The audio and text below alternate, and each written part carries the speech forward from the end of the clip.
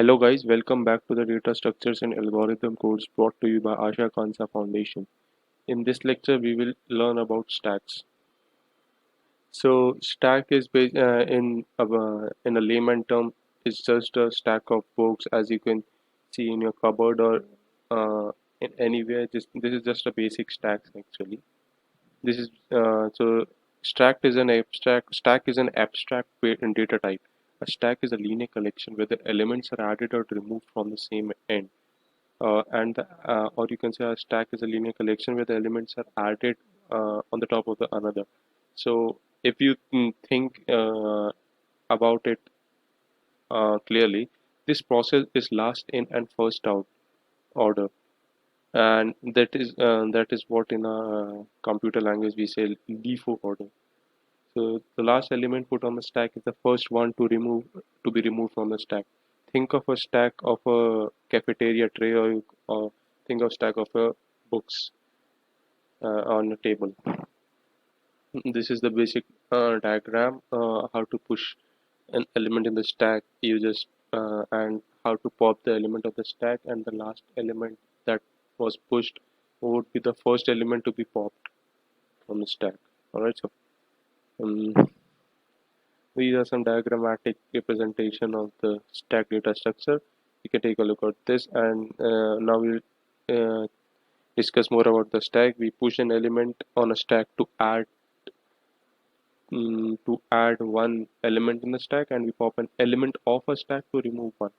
We can also peek at the top element without removing it. So by peeking, we just see what is present at the top of the stack. We can determine if a stack is empty or not, and we can also determine how many elements are there present in the stack, which is the size of the stack.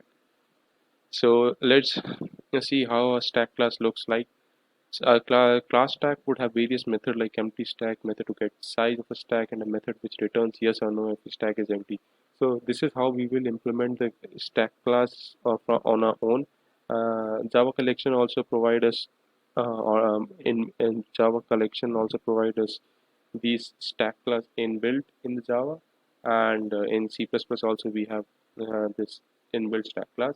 So there is no need to implement this, but to get the uh, grasp get a good grasp on the concept, you should definitely implement the stack class on your own first, and then after familiarizing with this implementation, you can go ahead with the inbuilt implementation of stack class. So stack class looks like this. We have a node which represents the which points to the top of the stack. We have a int variable which stores the size of the stack, and this is the constructor, and these are some methods which returns if the stack is empty or not, and this is a function which returns the size of the stack. So for the push function, we have whenever we push an element to the top of a stack, we have to change the top element of the stack also. So because the top would be the newly pushed element on the stack. So this is the code which for the push of stack. We will create a node with value which was given to us to push, and then we will set the link of this node to the top of the stack, to the top which was top of the previous stack actually, because this has now become, and then we will set the top as the this newly formed node, because this became the new top of the stack, and the previous top of the stack is stored as in the and the pointer to the previous top of the stack is stored in this node, that is nptr, and we will also increase the size because this is necessary for the get size function.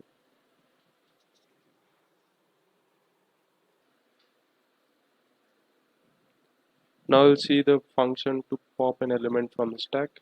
So the pop function removes and returns the top element of the stack. So we will first store the value stored in the top element of the stack. So this command stores that value, and we will store the link of this top as the new top, because this top and the present top will be removed eventually, and we will also decrease the size, and then we will return the stored value of the top, or the previous top actually. So that's how we pop an element from the stack. So, now we'll see the implementation of peek function of the stack. This peek function is the method to return the preference of the top element, reference of the top element of the stack, but it does not remove it. So this just gets the data from the top element of the stack and returns that data, and nothing much. And we do not have to increase or decrease the size in this case, because it just gets the reference to the top element of the stack. So let's see what are the applications of stack. The stack is a very uh, has very vast application. It is used to evaluate mathematical expressions. It is also used in saving local variables when one function calls another, and this one calls another, and so on. So this is a very used data structure in programming languages. It also handles recursion, because in recursion also we call one function uh, we call one function from another function, and that function also has been called from another function, and so on and so forth. So this is how recursion is handled uh, in programming languages, and we use stack data structures in the recursion. We also use this stack data structure to reverse the order of a list of elements. We will see the algorithm of this, and this is also used in parenthesis checking. This is a very basic application of stack.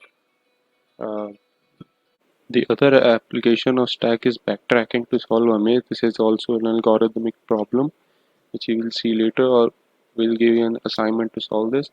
And the um, another frequent use algorithm is undo sequence in a text editor. Alright, so we'll now let's move forward. So we'll see now how to handle mathematical expressions using stacks. Alright, so for now we will not discuss stacks. We will just discuss basic mathematical expressions. So uh, stay forward with the lecture. So now we'll discuss infix, postfix, and prefix notation. So if we have to add a and b, we can write a plus b. This is nothing but infix notation. This is the most used notation in general theoretical maths.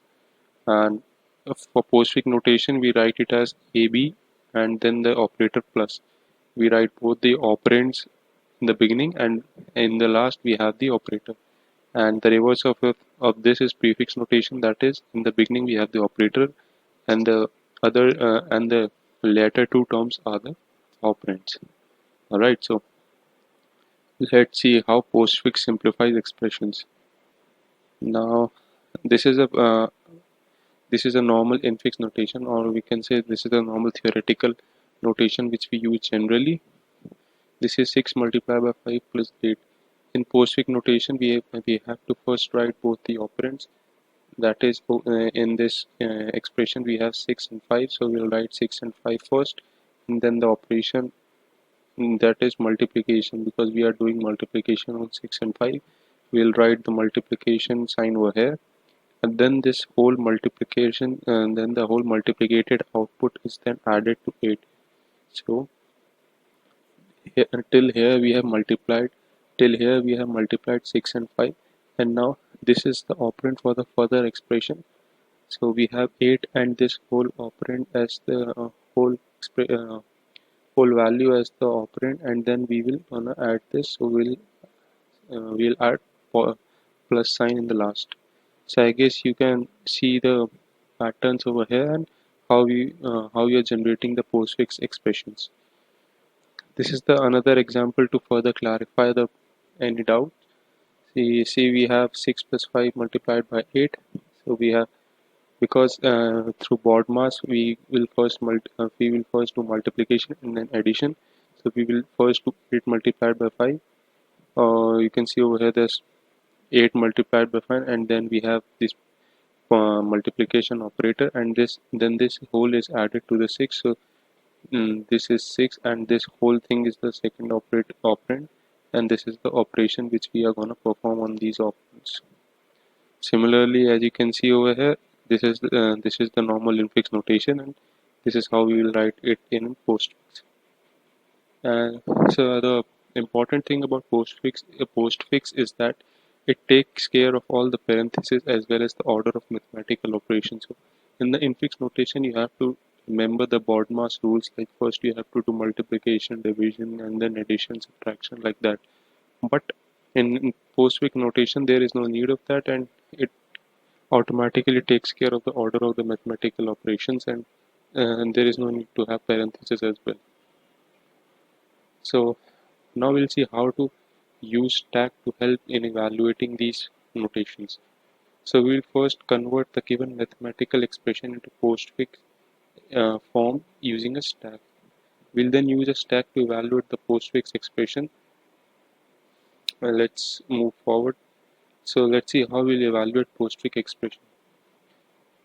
So postfix expressions are evaluated from left to right.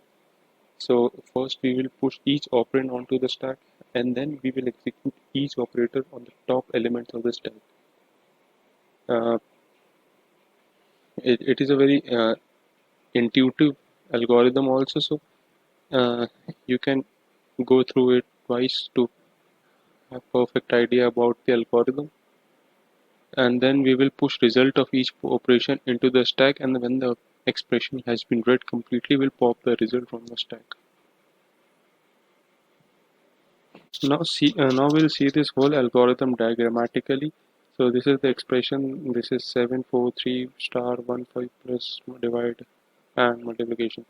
So we will first push each operand onto the stack. This is the first step. So this is how a stack will look like, because we will first push 7, then 4, then 3. So this will be the stack, and then we find an operator, right? So we will in the next step, what we do, we execute each operator on the top element of the stack. So what are the top elements in this stack? 4 and 3. So we will do this operation on the top elements. So the result would be 12. So the next step would be push result of each operation into the onto the stack. So we have popped out 3 and 4, and and after the operation we got 12. So we'll then push the 12 into the stack. Now moving to the next step, when the expression has been read completely, pop the result from the stack. Alright, so uh, after 12, we found two operands, so we'll push them into the stack. This is how our stack would look like. Then we found an operator. We will do this operation on the top two operands. So and then push this result into the stack. So the stack will look something like this. On the top we have 6, and then 12 and 7.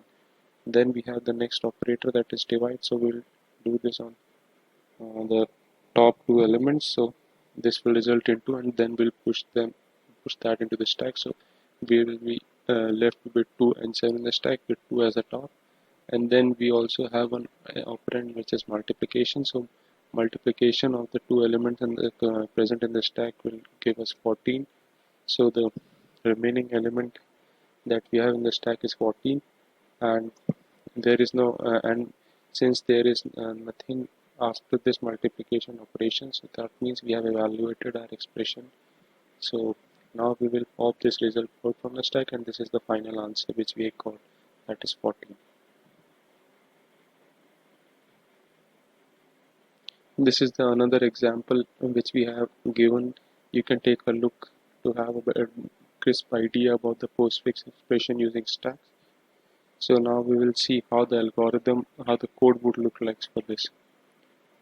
So this is a pseudocode. I would like you to code it on your own and then check it, and then I will show you the code. So pause the video and do the whole code manually.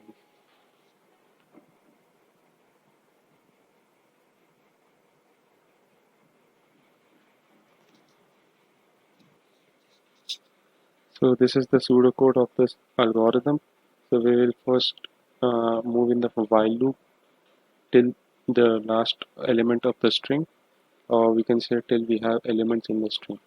We will first evaluate the element, and then if token is an operator, we will pop out the two operands from the stack, and then we will evaluate that operation on, we will do that operation on these two operands, and then we will push the result in the stack. Otherwise, if the token is not an operator, we will just push that element into the stack, and we'll do this till we have the last element of the stack. And at the last, we will be left with the result, and we'll then pop out the result, and that would be the final answer of the postfix expression. So while doing infix to postfix, we can observe that operand order does not change. Like in this case, you can see that this infix notation will result in this postfix notation, and the operand order does not change, and the operators are in also order of evaluation.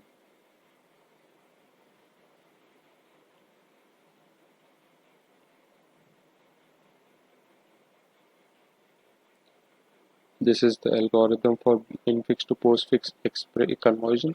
So we will first print the operands as they arrive, and if the incoming symbol is a opening parenthesis, we will just push that onto the stack, and if the stack is empty or contains a closing opening parenthesis on top, we'll push the incoming operator, and if the incoming symbol is closing parenthesis, we will pop out and print the operators until we have a closing parenthesis, and we'll discard the pair of parentheses. If incoming symbol has higher precedence than top of the stack, we'll push it on the stack, and if the incoming symbol has lower or equal precedence, we'll pop and print the top operator, and then we'll test the incoming operator against the new top of the stack. And at the end of the expression, we will pop out and print remaining operators on the stack. We know that opening parenthesis higher precedence than multiplication and division if it is still in the expression. Let's take an example of this. We have current symbol as A. The postfix string would also be A. Then we have an operator. So we will push that into the stack. Postfix string will remain the same. Now we have B. We have one operator on the stack, so it doesn't matter. We will just push that element in the string, and this postfix string would be AB.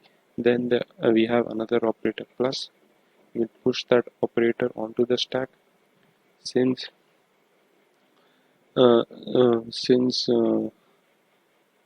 multiplication has higher priority than plus, we will pop out and push that addition plus in the stack, and the popped out operator would go in the postfix, and similarly at the end we will be left with AB star C plus. This is just the basic application of this algorithm, so you can take a look at this also to have a better understanding. These are some other examples. I would request you all to pause the video and solve them by yourself.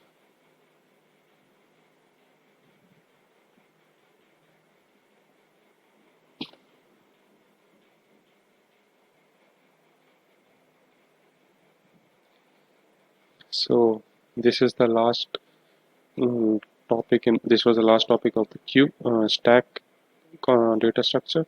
So in the next video we will move forward with the queue data structure, and if you have any questions regarding this lecture and or any other concept in the DSA, you can comment down below, or you can also reach out to us at our Insta and Facebook pages, which we have given links in the description. So till then, stay safe. Hope to see you in the next lecture. Thank you.